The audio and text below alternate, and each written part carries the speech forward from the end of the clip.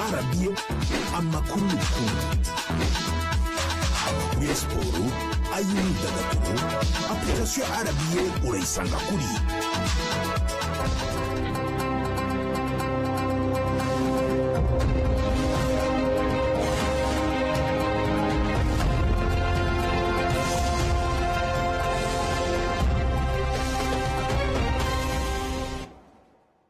Hello dear viewers, it is our pleasure to welcome you to this latest edition of the News in English with me, Serge Nore, and I am with William Evans Mtabazi. We'll begin with the headlines. President Paul Kagame has joined other heads of state and government for the start of the 38th ordinary session of the AU summit. While housing experts have noted that to address Rwanda's urban housing demand, more large-scale, high-rise and affordable residential buildings are needed, requiring private investment.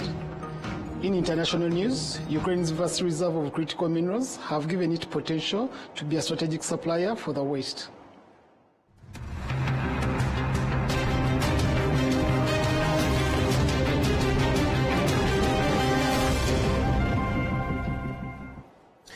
And now the details. In Addis Ababa, Ethiopia, the African Union headquarters, President Paul Kagame joined other heads of state and government on Saturday to launch the 38th ordinary session of the AU summit. The summit included a handover ceremony where President Mohamed Al-Ghazouani was succeeded by Angola's President Joao Lourenço as the new AU chair for 2025. Djibouti's Mahmoud Ali Yusuf was elected as the new chairperson of the AU Commission, replacing Chad's Moussa Faki Mahamat, who had held the commission for 8 years since 2017.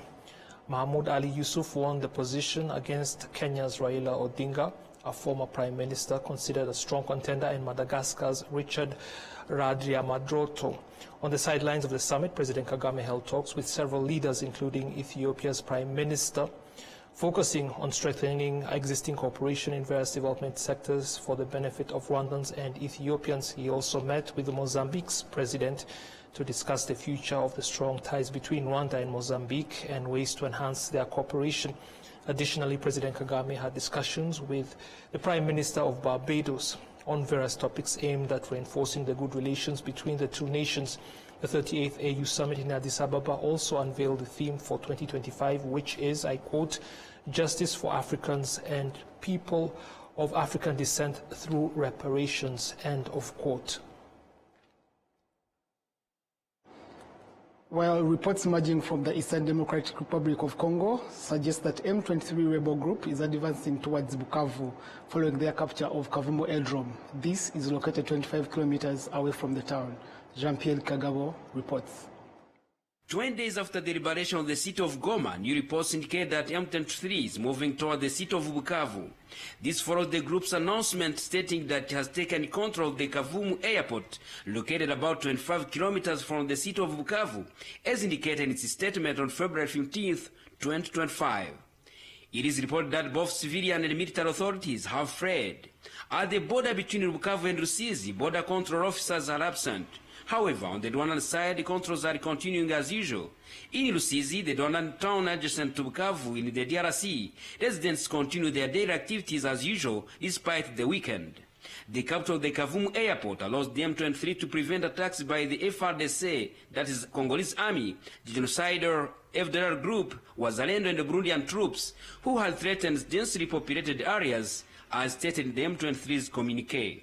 Furthermore, since last night, gunfire from small arms has been heard in the city of Bukavu. Information is circulating suggesting the arrival of M23 soldiers in Bukavu, the capital of South Kivu province. However, neither the M23 nor the Congolese government has confirmed this information. If this is confirmed, it would be the second major city captured by AFC M23 coalition in less than a month.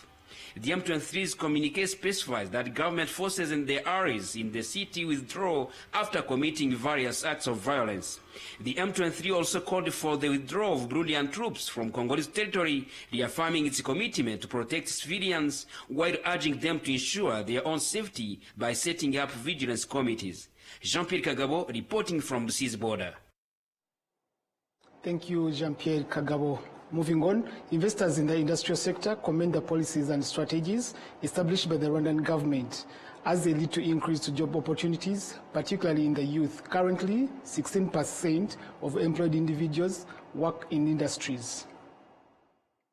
According to Mr. Fred Mugabe, industrial analyst at the Ministry of Trade and Industries, Rwanda has over 1,300 industries, although many are still considered as SMEs. He adds that Rwanda's target is to have at least 10% annual growth of the industrial sector. Industrial sector is one of the pillars of the economy along agriculture and services. So it shows that we are on right track, whereby we wish to have industrial sector contributing to the economy at a good level and an annual growth of at least 10%. So that is a good indication that it will also implicate other variables such as employment, which is a good factor to uplift the living standards of people. In the industry zone of Masoro, C&E Products Rwanda, a professional textile import and export company, started operations in 2019, employing around 1,000 staff. The number of employees has continued to rise, and the factory now provides jobs for over 5,600 workers. We are now able to afford necessities like food, clothes, and other essentials, and also save some money. I can take care of myself now, and I am also in a good position to support my family financially, and all that is because I am employed here. Eve Nhabana, the head of corporate affairs at C&D, revealed to RBA that the company is aiming at doubling its workforce in the next 5 years, reaching a target of 10,000 employees. Professor Ejid Karuranga believes that there are gaps in the operations of industries that need to be addressed if many youths are to get jobs from this sector. I think the first thing to be addressed very quickly is the information. When I listen to radio, TV, and all the news around, I think the government put in place so many incentives. But how many people can tap into those incentives? That's a critical problem we are facing. You hear of BDF, you hear of women line of credits, you hear of grants, you hear of this, but how do people transform this into real opportunities for the youth, for the women, for all those groups which are potential targets for any government program? The industry sector employs over 742,000 individuals, which equates to 16.3% of the labor force, and over the last 5 years, the sector has created employment for over 84,000 people. Moving on, housing experts say that to address Rwanda's urban housing demand, more large-scale, high-rise and affordable residential buildings are needed, requiring the private sector to invest. Bharat Palmer, an investor from the United Arab Emirates, decided to bring his business to Rwanda after recognizing the country's need for sustainable housing solutions and expressing confidence in its governance. Through his company, he plans to build over 180 housing units in Kigali, including 125 apartment-style units and 59 modern village-style homes. However, the pricing of such homes often sparks debate, with some considering them too expensive.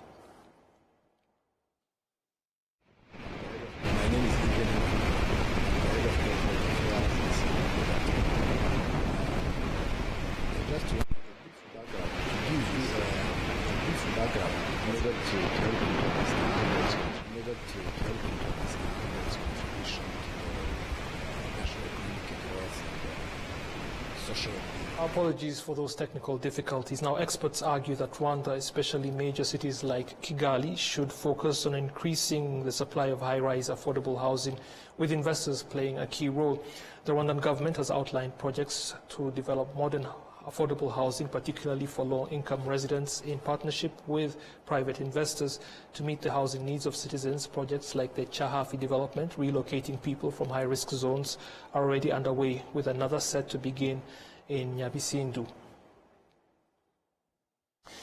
Now, the residents of Nyarugenge district have participated in an awareness event at the Chimisagara Youth Center aimed at promoting better health. Health authorities in Rwanda, in partnership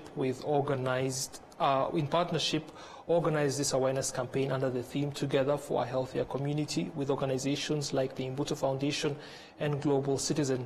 Residents got information on reproductive health. A number of them screened for various non-communicable diseases, including breast cancer, cervical cancer, diabetes, and blood pressure, and engaged with mental health specialists. Some of the residents, after running the checkups, found out that they were healthy, while others had issues, especially to do with high blood pressure. Experts advise these to reduce their red meat consumption, engage more in sports and exercises, and above all, develop a habit of taking enough water every day.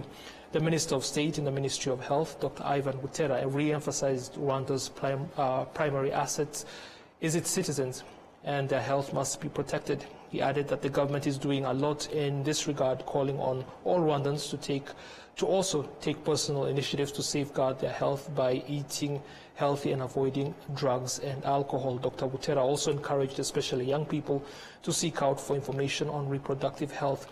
The Vice President of Global Policy emphasized the critical importance of having healthy citizens for the country. Community means that people can live to their full potential, and for young people especially, having access to health care today means that they can make better health decisions and that they can live to their full potential. They can go to school. They can decide when to start families, for example. Today we're providing sexual and reproductive health, and they can decide to start families when they're ready, and they can achieve the goals that they set out for themselves. And so today is really important in being able to give them choices. This health campaign is one of the initiatives that Global Citizen is currently working on in Rwanda prior to their Move Africa event scheduled to take place on the 21st of this month, with renowned American artist and music producer John Legend among those expected to attend and perform. Now, moving on, students in robotics in secondary schools are calling for this sector to be strengthened and empowered as a key Rwanda development agenda. We have the report. Niyomahoro Ruguri is a student at Adventist College of Gitwe in Ruhango district. He used technology to develop a truck that is operated by a mobile phone application. This truck can detect other vehicles nearby to prevent accidents. He says that such technological projects require one to have passion for the technology and robotics. nuko abantu babikora batabikunda cyangwa se ko batabikunda anababyereka. A number of people don't like technology-related projects. These undermine the positive influence of technology on the wider human nature. So, our projects are driven by the passion of creating solutions for Africans and beyond to the rest of the world, and our hope is that this does not stop in secondary school, but we can carry it on even to university and later on work with big companies for the greater good of the sector. Students of Gitwe have also managed to create a technology for irrigating crops without the farmer needing to use traditional methods. Instead, their phone notifies them when it is time to irrigate. They say that this robotics-empowered technology can be a key pillar in the country's development. Basaba yuko bashyira imbaraga mu bitekerezo biri mu bana ndetse abanyeshuri kuko bafite ibitekerezo byinshi. Our request is that more effort is put in nurturing students' ideas and projects. Many of us have many brilliant ideas, but because sometimes we have no platform to showcase them, some die before their realization time. Programs like these are very important in helping us showcase our creativity, in coming up with creative tech solutions, and this definitely will contribute to our national development.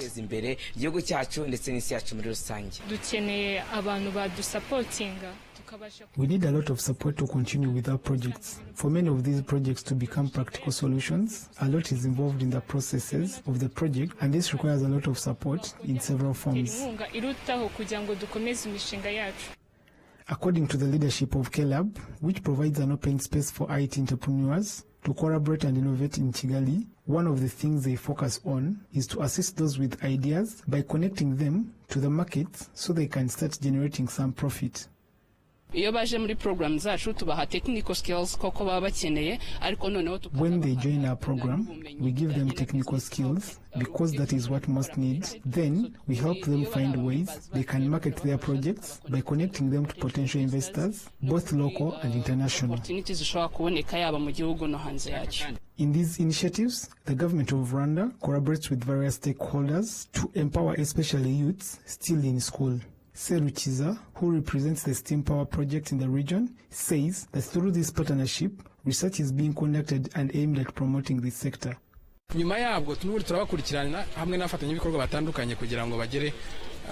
STEM Power, together with other different partners, are making a follow-up to ensure that these projects bring good results. We are committed to working with others to facilitate continued research so that these projects, in the end, can bring about the much-desired solutions, but also be able to penetrate the market. In the second phase of the government program to accelerate development, NST2, technology is one of the sectors that will be focused on in terms of more research, training, and implementation of various projects. The Ministry of Gender and Family Promotion has urged all women to be more courageous, to advance to a higher level, and to change their mindset in order to develop themselves. Enora Gladys has more to this report. Some women who have managed to escape poverty show that the level they have reached is impressive. Yet, on the other hand, they express that there are still areas they have not yet achieved.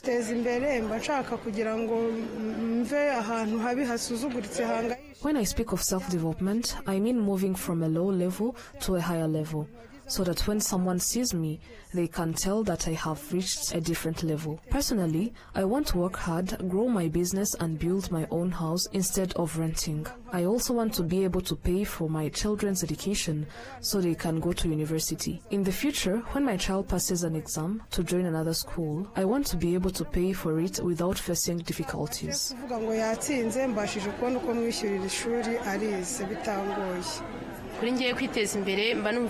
For me, self-development feels like a huge benefit for the community and the country. For example, I now pay for my children's health insurance. I do not burden the government. And my children never miss out on school fees. Therefore, self-development is good, and it brings positive results for the country as a whole. The level I want to reach, I have not yet reached. I want to have my own shop where I can sell fruits, but I need to be in a place where many people can come, because here I sometimes have few customers. Women who have dared to take on jobs once considered men's work say that there should always be awareness campaigns to encourage women who are still at a low level to change their mindset. So I think we have already passed this mindset. What is now remaining is awareness. So we need more awareness activities to share to be like storytelling, because we have different activity, projects, research, innovation done by women, but they are not really written somewhere. So we have to look for a way of writing those stories in STEM field by women. What about a book of women in STEM who succeeded? Engineering, pilots, driver, those doing like hard course of men that we were thinking that women can do. So by sharing the stories, by, as the theme of today say that hear her voice.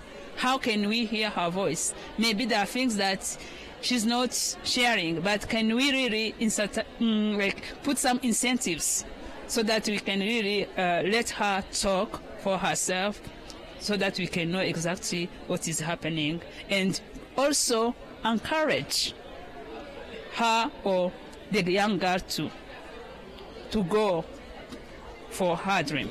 Minister of Gender and Family Promotion, Uimana Konsole, calls on women to change their mindset so that they can advance to the same level as men. Today, we are excited to say that we have the capacity, that we have the economy, but we are still at the lower level where a woman says, I can buy myself clothes or other basic needs and feels that is enough progress. We want women in different sectors who work in ways that allow them to develop themselves. Statistics provided by the Ministry of Gender and Family Promotion show that only 4% of the loans provided by banks are given to women.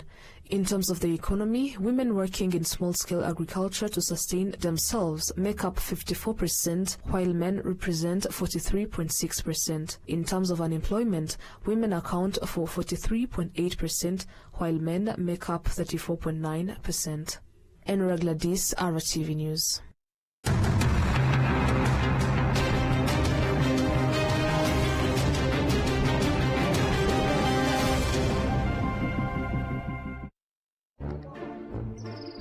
Alo, waramutse sheri wanjye. Utekereza ko guhora wiziganya n'umushu aribyo birenze? Natwe niko tubibona. Ubona nta cyakurutira kugaragaza impano yawe. Niko bimeze. So guys, uyu munsi tugiye kuganira ku gaseke. Agaseke njyewe gafite byinshi. Kamari, ese wowe kakumariye iki?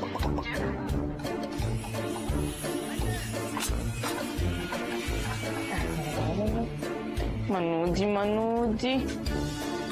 Halo Manudi, niba icyo uri kunkura mu kazi? Hero mabusha, byahiye kandi noneho bimeze neza cyane.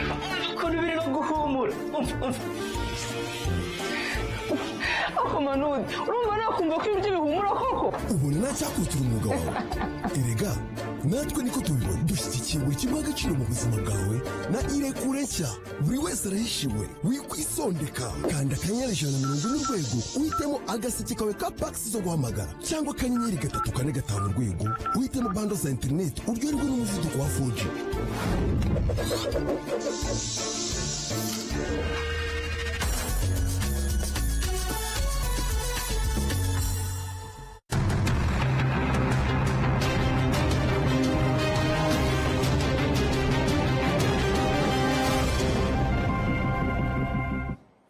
Welcome back, and now let us take a look at international news. Ukraine's vast reserves of critical minerals give it the potential to be a strategic supplier for the West. President Donald Trump is considering a deal that would continue U.S. support for Ukraine in the war against Russia in exchange for access to its minerals. We have the details with VOA. The Zavalivska mine in central Ukraine holds one of Europe's largest deposits of graphite, a key component in electric vehicle batteries and nuclear reactors.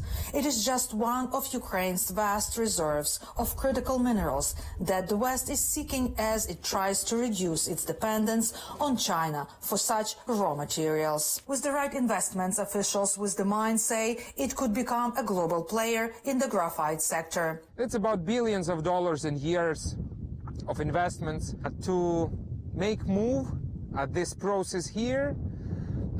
Ukrainian government should cooperate pretty close with American partners, with other European partners, with big worldwide players to create this basis together. The Ukrainian government say the country holds deposits of 22 of the 50 strategic materials identified as critical by the United States, and it holds 25 of the 34 that the European Union classifies as critically important. These resources include graphite, lithium, titanium, and uranium, minerals essential for defense, green energy, and high-tech applications industries. While the country has enormous potential, experts say it will take major investments to tap those resources. Rare earths projects are very important, strategic for development, not only our Western partners, but our development.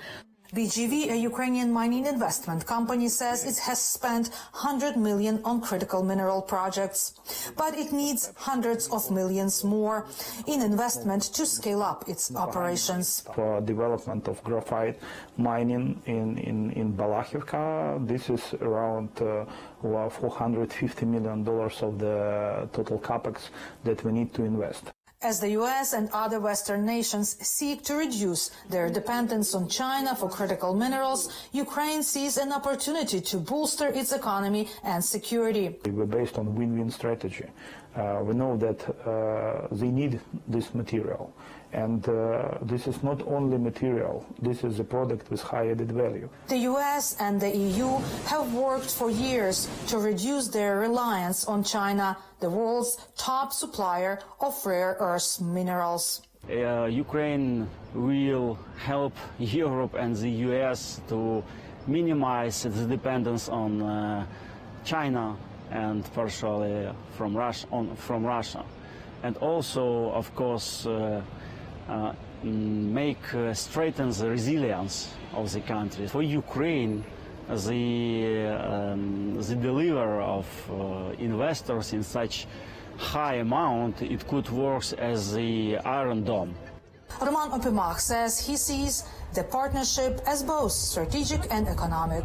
And despite the war and potential territorial losses, he says most critical minerals remain under Kyiv's control. With Anna Chernyakova in Kyiv, Miroslava Gongadze, VOA News, Warsaw. And amid national immigration raids in the US, a community organization in Chicago is helping undocumented migrants who say they are afraid to leave their homes for fear of being detained. VOA continues. Marilu and Jesus Vargas had been busy buying and delivering groceries to undocumented immigrants who say they are afraid of being detained by immigration agents. On this day, they helped a mother who says she was threatened at her workplace.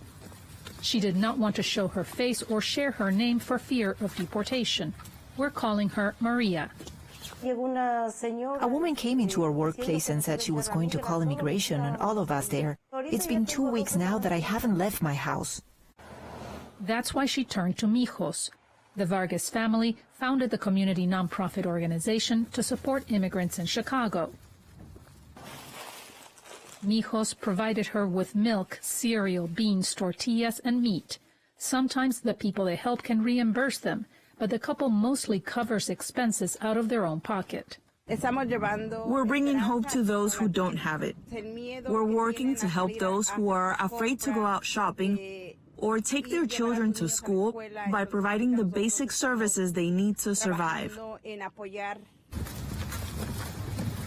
The Vargases say they have helped about 25 families since President Donald Trump took office and announced large-scale deportations. They say they do what they can, but acknowledge that the need far exceeds what they are able to provide. Some benefactors send us small donations, allowing us to go buy groceries for these families. We have our own jobs, but that doesn't mean we can't help our community. We need to make room to show solidarity with those who need it most during these challenging times. Chicago is a so-called sanctuary city. Officials will not ask about immigration status or disclose that information to most federal authorities. It is one of several U.S. cities where the Trump administration has carried out immigration enforcement actions. If you're in the country illegally, you're on the table, because it's not okay to, violate laws of this country. You got to remember, every time you enter this country illegally, you violated a crime. The Trump administration says more than 11,000 undocumented immigrants were arrested in its first 2 weeks in office. For migrants like Maria, the situation is terrifying. But she is thankful for the help from Mijos. I feel blessed by God for these good people. There are not enough words to express my gratitude. Despite her fear, she knows that eventually she will have to leave her home. For Enrique Garcia Fuentes in Chicago, Veronica Villafañe, VOA News. That report brings us to the end of this news edition, but before we go, let us once again take a look at the headlines. President Paul Kagame has joined other heads of state and government for the start of the 30th ordinary session of the AU Summit. While housing experts have noted that to address Rwanda's urban housing demand, more large-scale, high-rise and affordable residential buildings are needed, requiring private investment. And in international news, Ukraine's vast reserve of critical minerals have given it the potential to be a strategic supplier for the West.